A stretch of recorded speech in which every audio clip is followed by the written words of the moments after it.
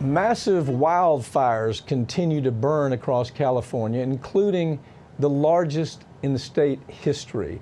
Brigida Santos, who is out there living through all this, joins me now to talk about the details. Brigida, what's the status of California's major active fires? It's almost like the plagues have been unleashed in California. You got blackouts, you've got the COVID virus, you got heat waves never seen before, you've got these apocalyptic fires taking place, and you have an exodus. People are actually leaving California now. What's going on, man? What's the story behind the story here?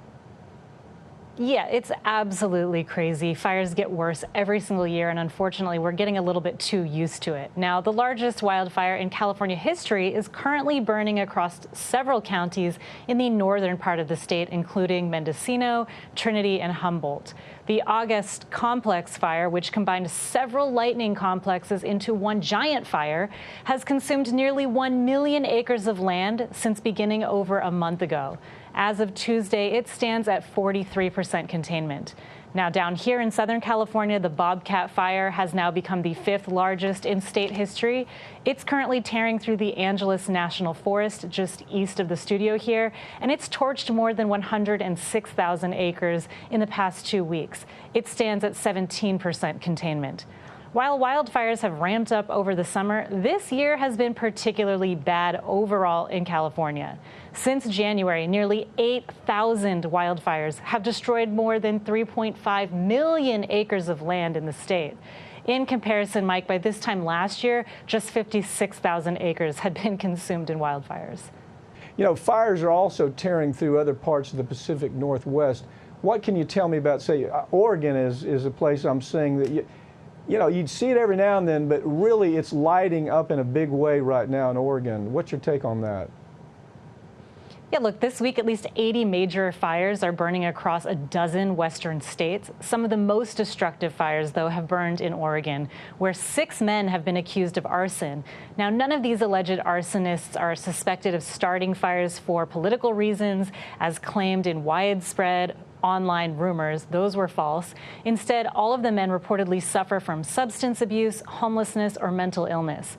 Now, most of those fires were smaller. They were put out quickly. However, one of them damaged over a dozen homes and merged with a bigger, deadly fire.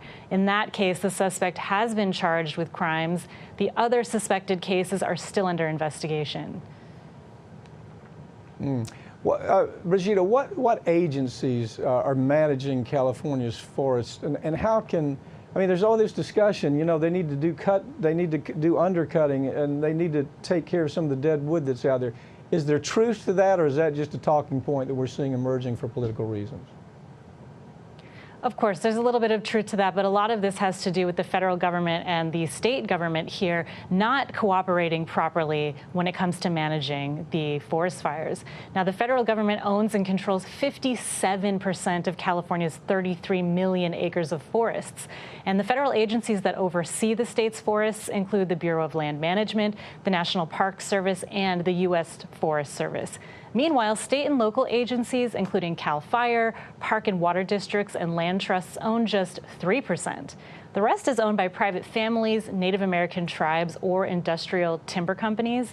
Now, in August, Governor Gavin Newsom did establish a long-term strategy between the state of California and federal forest managers to reduce wildfire risks, protect the environment, and restore watersheds. It outlines key actions to improve cooperation between the state and federal government.